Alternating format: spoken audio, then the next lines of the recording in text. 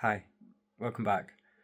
My name's Ash, and this channel is about my journey using technology and AI, design, and magic to harness the power of neuroplasticity to biohack myself smarter, enhancing my brain and improving my focus, motivation, and creativity. This is to help me in my everyday life, as well as in my upcoming masters in creative computing, and learning to code for the first time.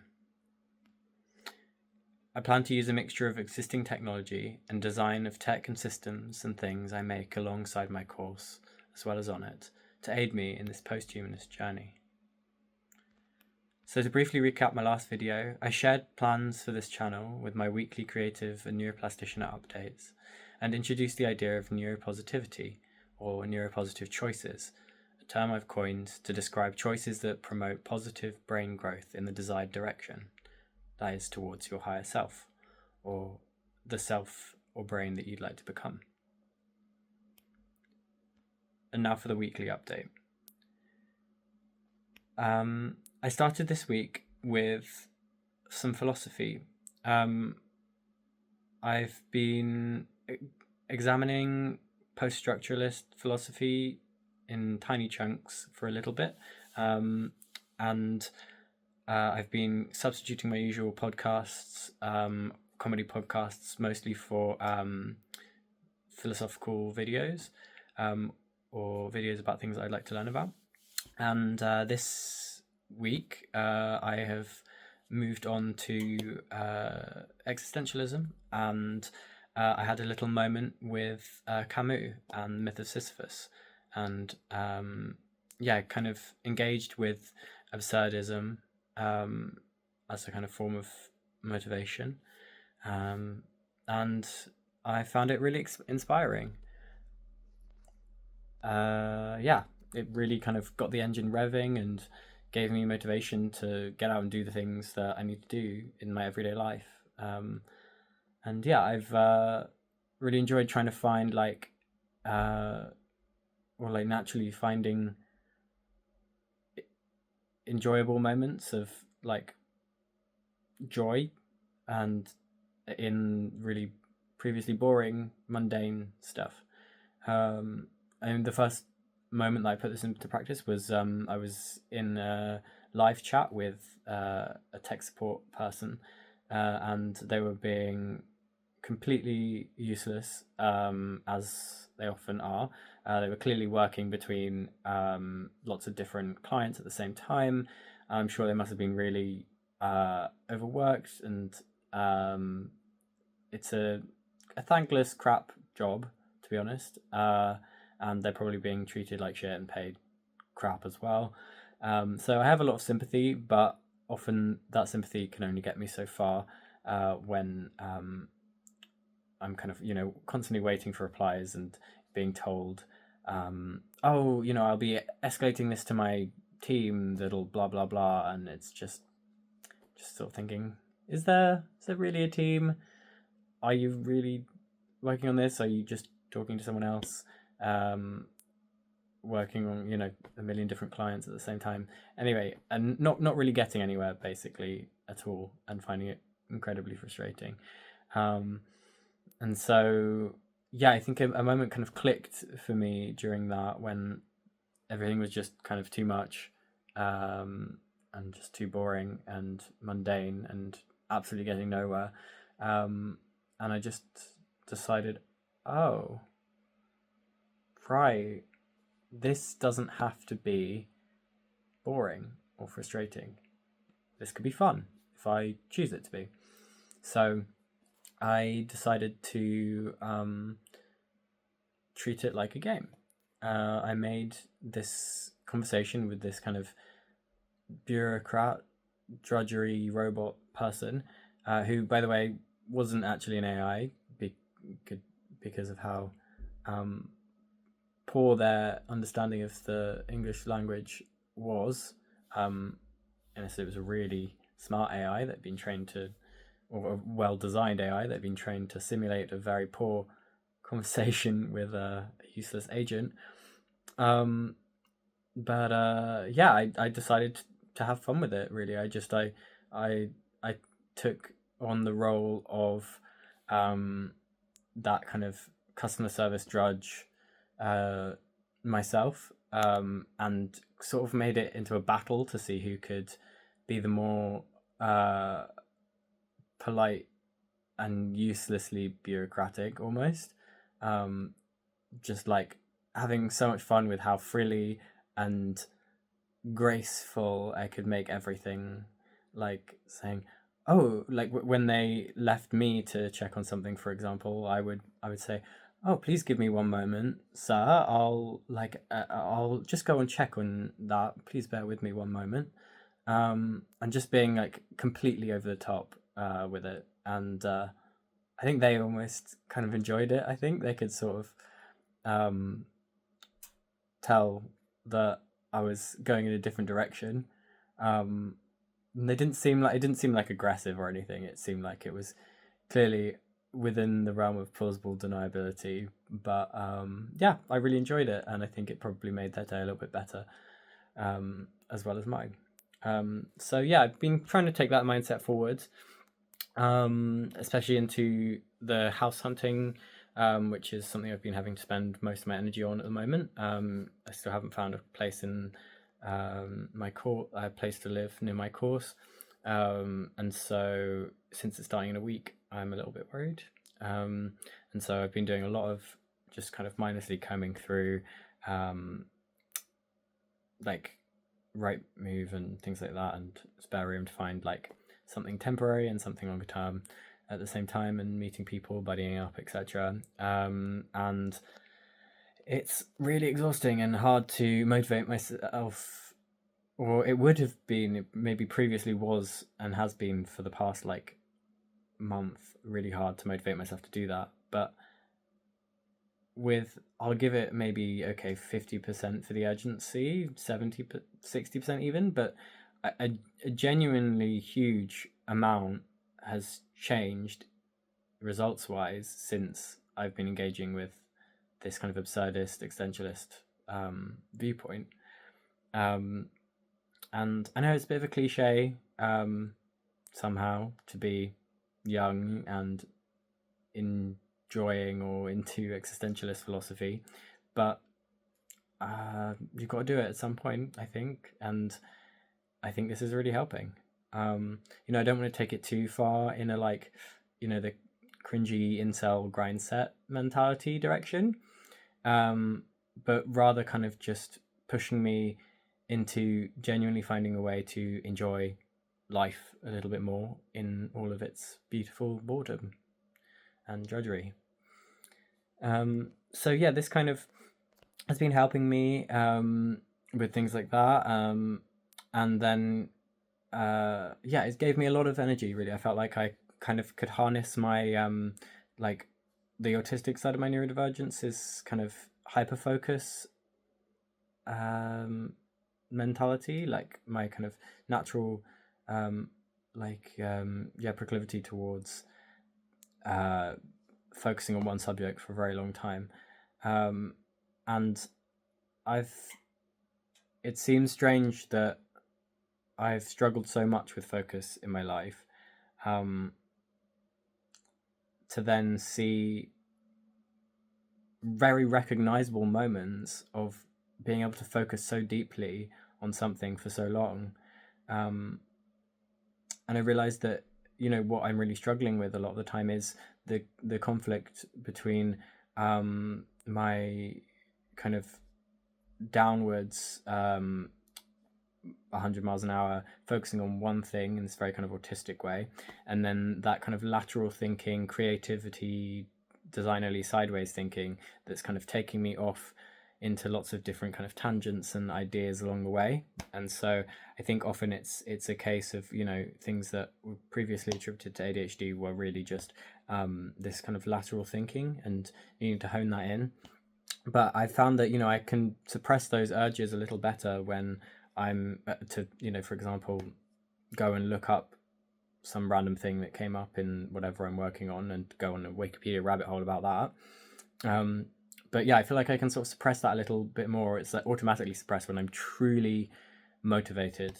And so I think motivation has been a really great place to kind of start with this.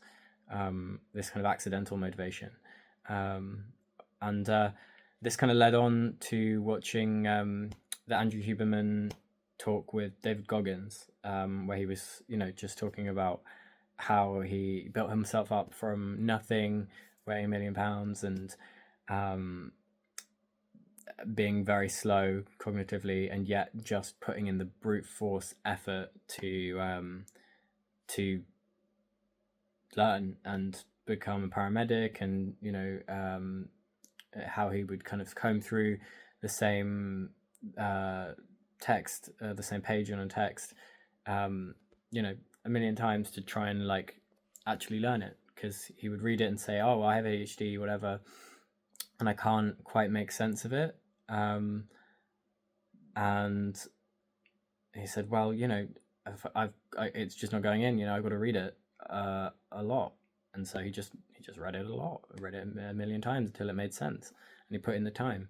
And he's got this whole like big stick only, no carrot, or almost approach, which isn't really where I want to go with things, but it's definitely given me a lot of the needed refresher on the importance of discipline, and like brute force in matters of focus and kind of cognitive development, really, there is going to have to be on this journey a good amount of solid brute force and discipline, and I feel like I'm about ready for it. Yeah, I've had a while of kind of letting my brain degrade a little, and kind of just sort of atrophying my mind and brain a little over the past year after graduating, and it's not really been helpful. I've kind of lost, and even at uni, really lost a lot of the motivation that used to drive me, especially at before A levels at high school, or secondary school. So it's nice to kind of feel a little bit of that coming back, a little part of myself coming back. So I think what's really important is kind of finding a philosophy that will motivate you personally to do things. And I think especially after that podcast and engaging those ideas, I really have like sort of felt this intense drive to just get stuff done. It's just like happened automatically. I haven't had to put any effort into it, really. It's like clicked like magic, really. I just I'm obsessively in this work mode of getting stuff done, and it's been really fruitful and really nice. But the other side of that is that I'm kind of back to this place of trying to learn how to control that and make sure that I don't go too far with that, because people also often compare neurodivergent, especially autistic kind of neurodivergent minds, with a fast sports car, and that it goes incredibly fast for a short amount of time and then it needs to refuel.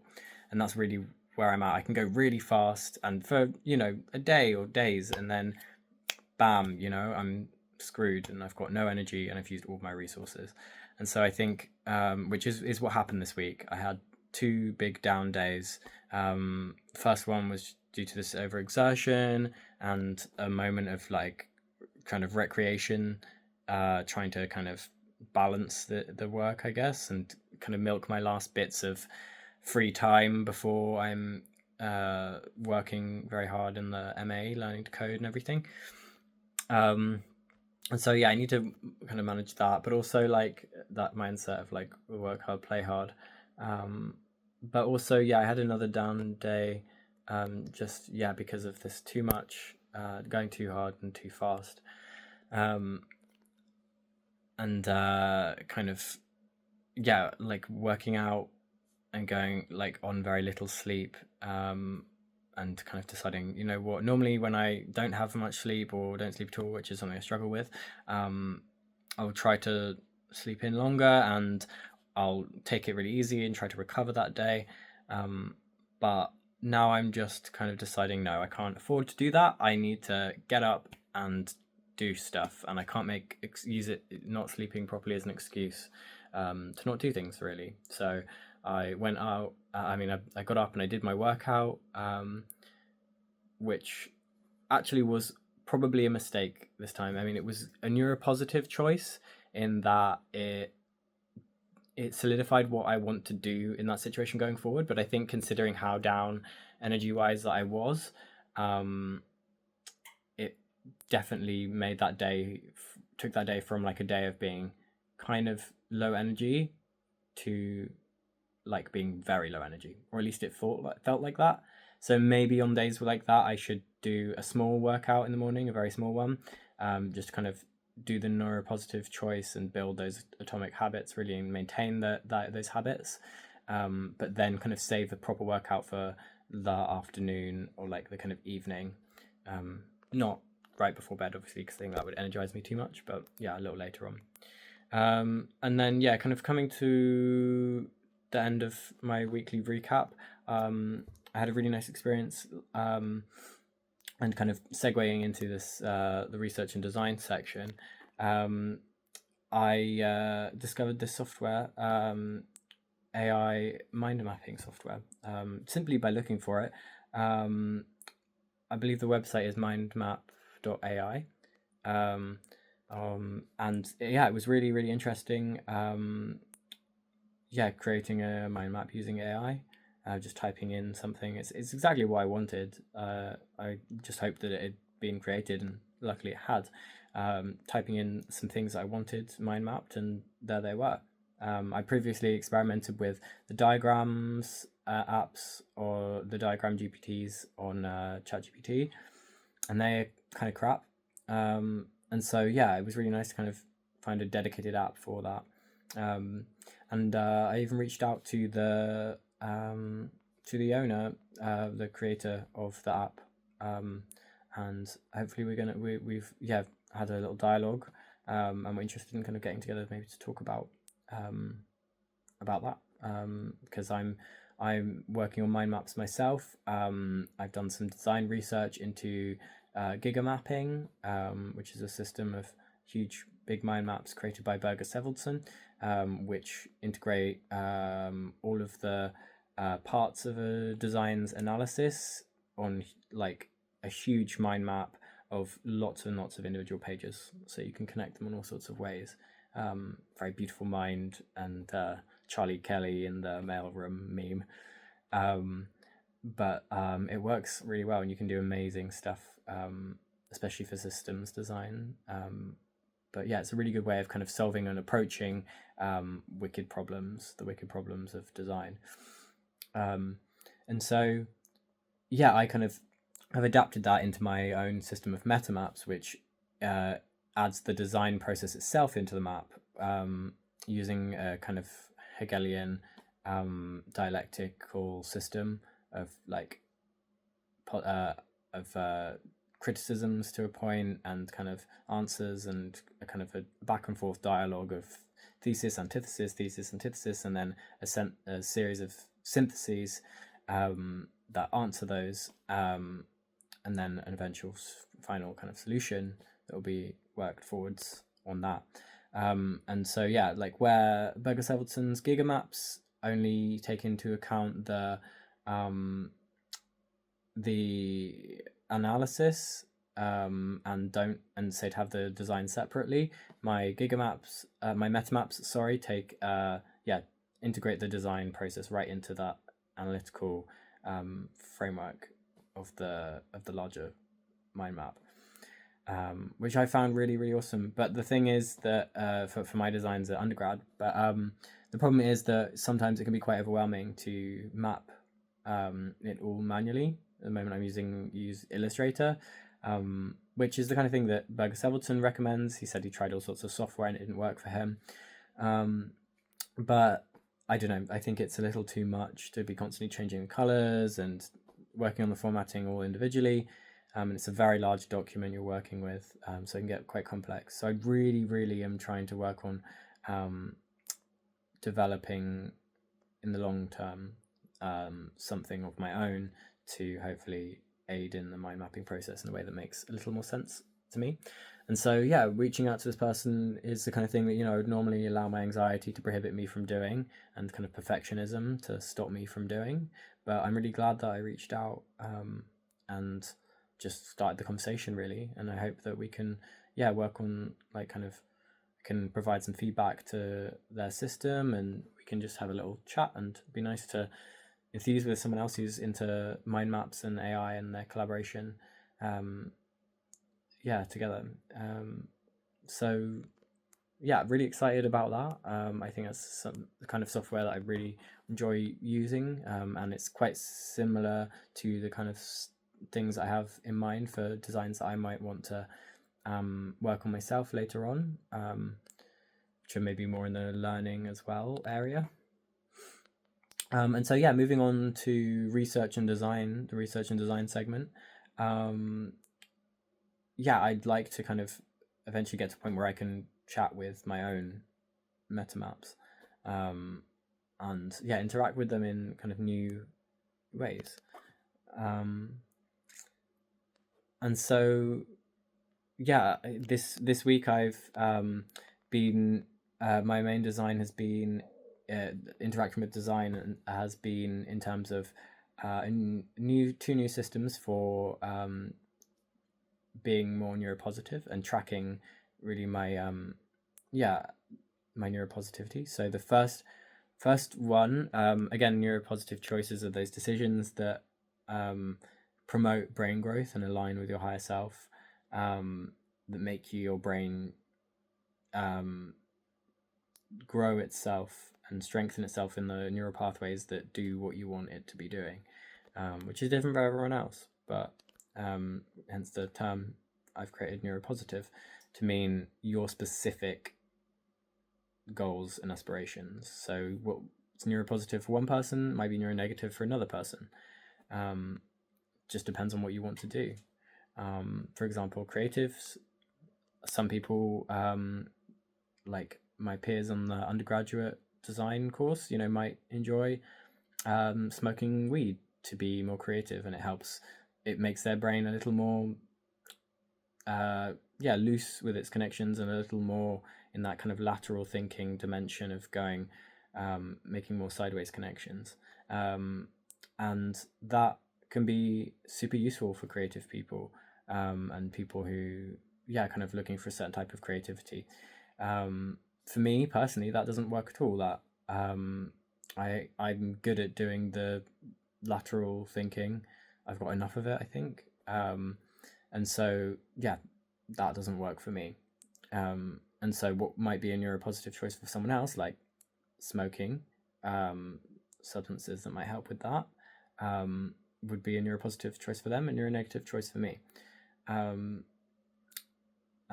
kind of on the other side, focusing on reading in a certain way might be a neuropositive choice for me, but maybe a neuronegative choice for someone else who might have dyslexia and find it difficult to read, and so might benefit more from listening to audiobooks and not actually wasting their mental energy on trying to read in a certain way. Personally, I'd like to have a balance of both styles of reading from a book, and reading from text, and reading audio reading. And so this week I've had a really awesome, a really nice eureka moment with tracking. I realized I need to track my neuropositivity, and I need to make a point system for it. And so I've decided to track each time I choose the neuropositive choice. And I thought, wow, okay, so I need a device to track and remind me of this. And I thought, okay, I need some way to count this, like maybe a little counter or something. It needs to be wearable as well, like a wearable device to kind of keep with me so that I can track that. And I thought, maybe something on my wrist, that would be useful. I need something on my wrist that can count. And then, of course, hit me.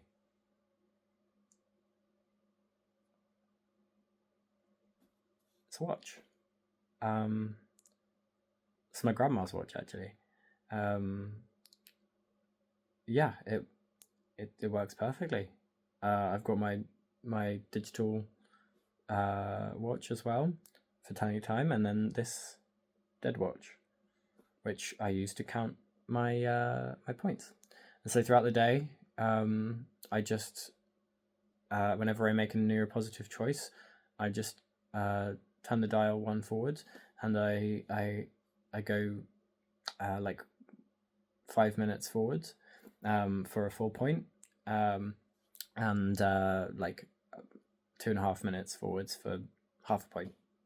And so for an example of like the choices I made throughout the day would be like the other day, or I got 1 point for working out, 1 point for doing household admin chats while working out, half a point for folding towels that I saw that needed folding on the way upstairs that were drying, half a point for adding bath mats, pillowcases to the wash and putting on laundry, and 1 point for doing my evening reading, which is something that's been going really, really well this week.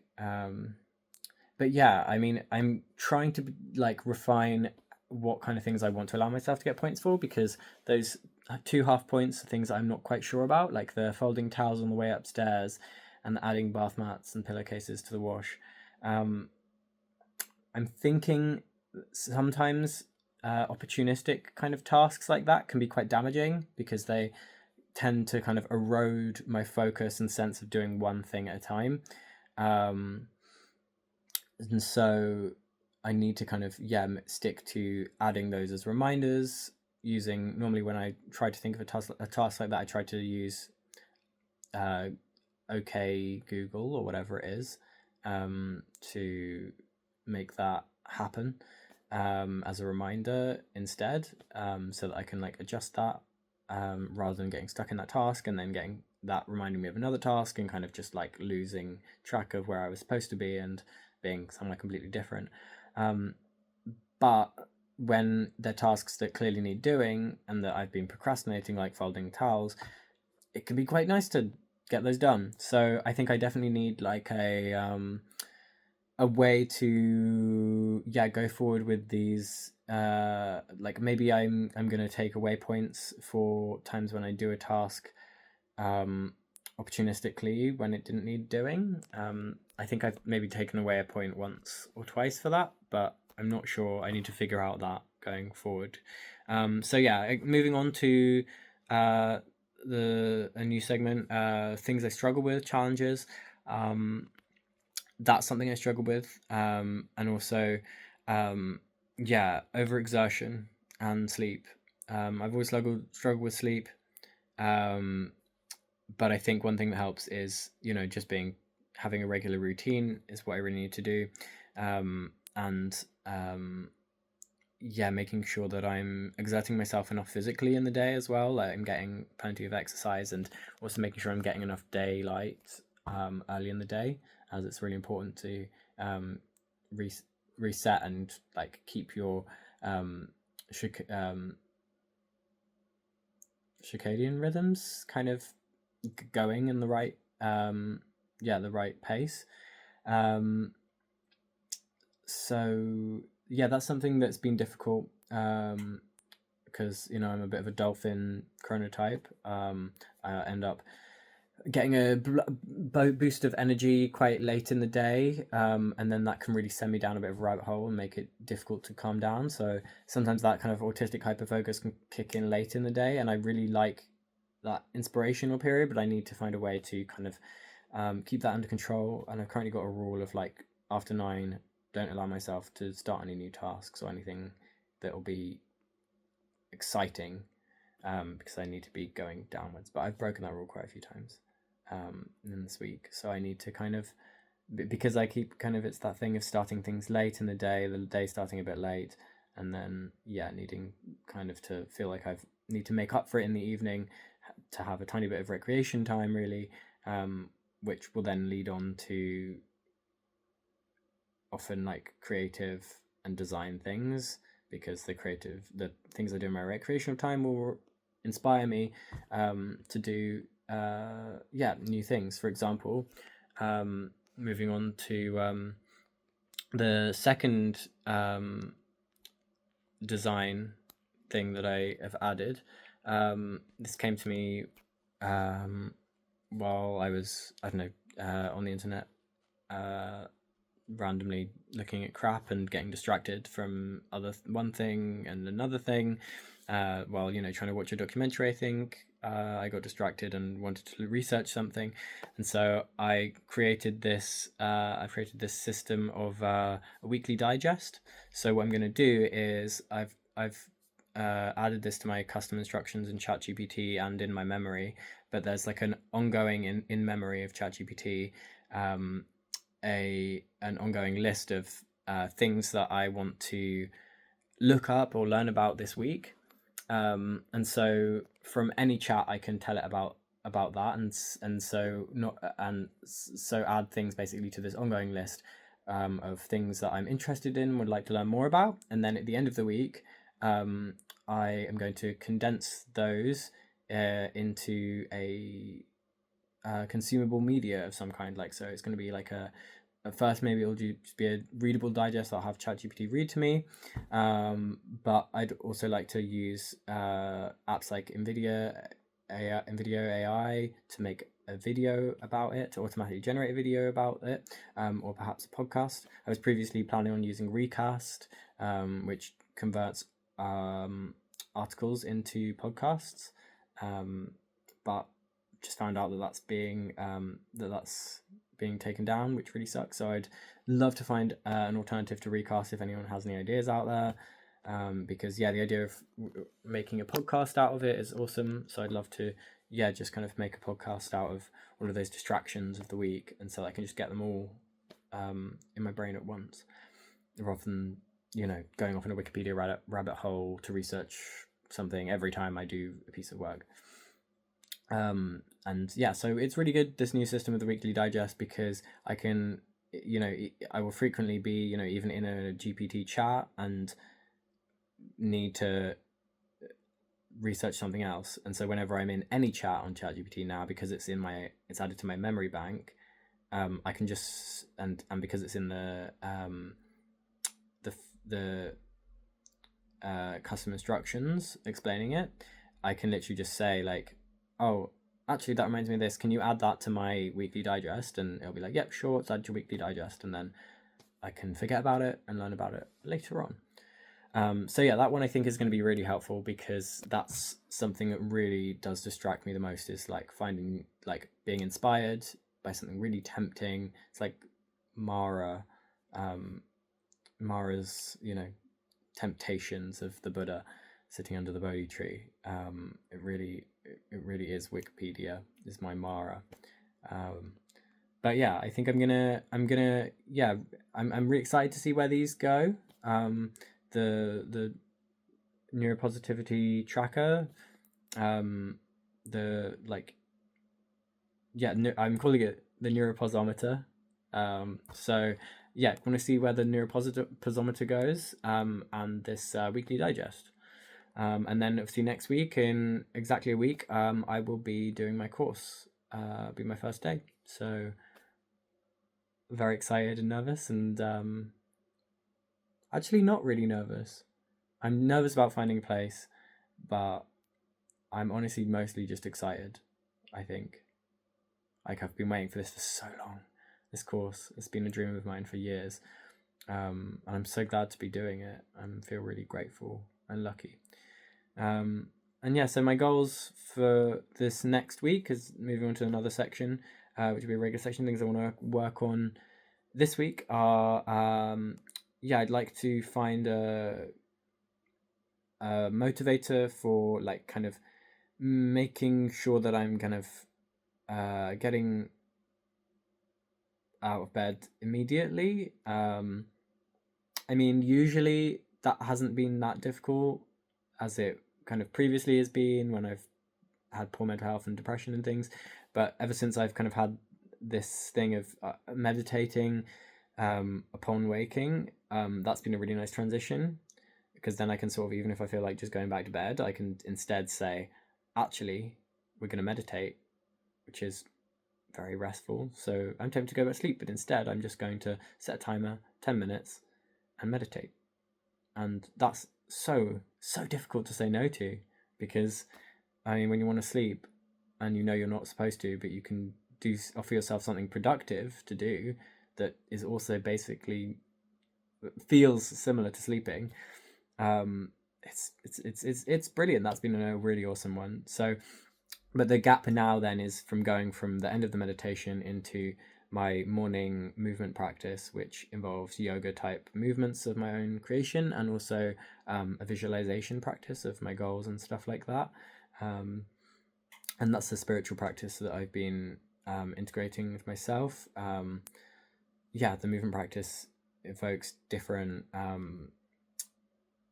like energies that I want to have with me throughout the day. And then the kind of visualization practice is a sense of kind of visualizing everything that I want in the day and onwards and stuff. And that's been really, really, really helpful. Like really helpful. And so, yeah, I think I'd like to kind of bridge that gap and make sure, like, I'd like to do like a ritual or something to solidify this desire for that morning movement practice, because I want to make it absolutely irresistible. The idea is I want to make it so that I can't wait to get to bed, even, so that I can get out of bed and do the movement practice the next day, because the movement practice is so satisfying and beautiful. That's what I want. I want to be drawn to the movement practice. So yeah. And then another thing I'd like to do is moving forwards to improve in this week is I'd like to introduce a midday routine, because I'm really and work on this area as well in general, because I'm really struggling with how well this focus and motivation is working. It's going really well. I'm focusing a lot. I'm getting done all the things I need to do, but I can get stuck on one task to the detriment of other tasks, and I can also just overdo it and forget to take breaks. And I've done the timer thing a million times before, and it's very difficult for me to adhere to. Maybe I need to have a bit of a brute force approach with that, however. But yeah, one thing I'd like to introduce is a midday routine, because I've got my morning routine, which is lovely and nourishing and beautiful. I've got my evening routine developing, which is my reading. I'll read a chapter first, a page at first, which is then slowly developed into multiple pages, and now it's about a chapter that I'm reading every night, which is awesome, because I really thought that was something that I'd lost. But yeah, it's been really nice just sticking to that and having that grow into a habit, and feeling that reward of that, and how actually genuinely enjoyable it really is to read again. At the moment I'm reading Calvino Invisible Cities, which I fully recommend. Really lovely thing to read before bed. It's quite poetic and serene, but also can be deep. It's deep in its poetry, it's you can put in as much mental effort as you like. And so I've got the morning and the evening and the night fixed, but I'm working on those, but I need to kind of have a midday routine, I think, to allow me a moment to ground and recenter, and make sure that I know where I'm at with my timetable of the day, and that I'm not going too hard in one direction, and I'm really kind of checking in with my energy levels. So yeah, I'd like a really nice kind of lunch and midday sort of routine. So yeah, I'm looking forward to seeing how I might shape that. Perhaps I might add the tarot into that, my kind of digital oracle readings that I do for myself of a system of my own creation. I'll do a video on that at some point. But I have my own kind of system of my own oracle system. It's digital, like tarot, but a system of my own archetypes. And yeah, I'd like to. I was previously putting that in my morning routine, but I think my morning routine is now getting really long, and I'm a bit worried about about doing that going forwards, starting uni. So I might pop that into. I've been neglecting that one piece of my morning routine for a while now because it just always feels like my morning routine has been too long. So I think I might move that. Maybe that'll become part of the midday routine. Just like a quick draw, 3 cards, just to give my subconscious a bit of a scaffolding to like grow any ideas around like a crystal. That's how I like to see readings and tarot and oracle. It's just like a bit of a way of giving your subconscious something to attach to, so it can bring up anything that's been kind of floating around that you might have downstairs that you might have forgotten about, or that you need at this specific moment to think about. So yeah, that's that. I think I will put into my daily midday routine. And maybe I'll try and reintegrate like 1 card reading into my morning routine, because it is nice to have that in the morning, that morning motivation. So yeah, next time we talk, hopefully I'll have done my first day at uni. Wish me luck, and I look forward to updating you in our next. See you then.